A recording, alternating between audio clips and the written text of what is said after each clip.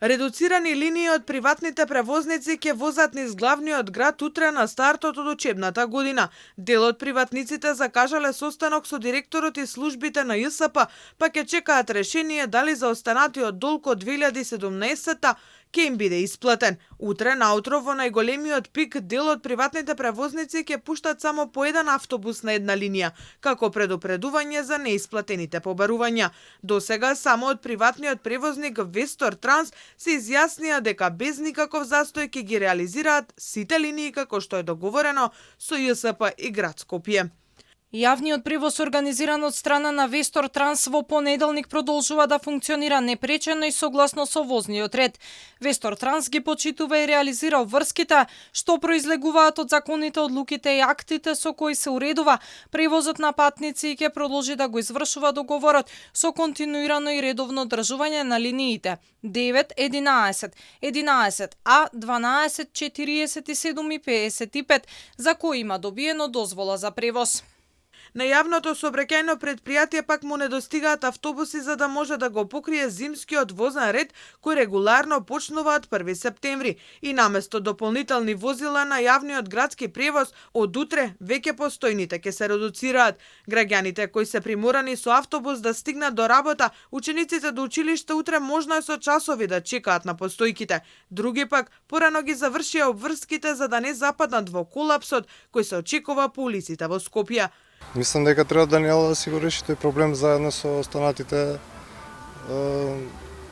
мислам превозници, односно кој е одговорен меѓу нив да најдат заедничко решение.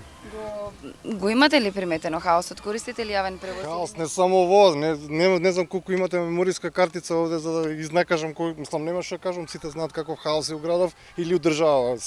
Мислам не е само јавниот превоз, све е хаос. Знам дека е лош јавниот превоз, не е све на линија, баш пред некој ден видовме некој рил, нема клими, столчињата се руинирани и така натаму. По една вожња и ќе се повлечат после.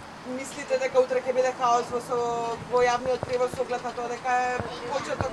Ќе биде почеток на школската година, гужва ќе биде.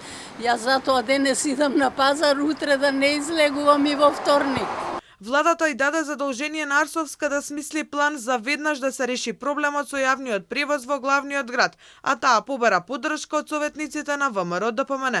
Иако ја доби градоначалничката со нови обвинувања, испрати писмо до владата и бара пари за нови 250 автобуси. Министерот за локална самоуправа Перински во изјава за Алфа рече дека за новата набавка ќе бидат потребни повеќе месеци, а на Скопјани решение им треба веднаш. Писмото на Арсовска го оцени како ново алиби за нејзината неуспешност во раководењето на градот. Прво треба да почне да си ги сервисира само врските, тоест да почне да си ги плаќа ратите за автобусите кои што веќе ги набави нејзиниот претходника, сега ги плаќа владата.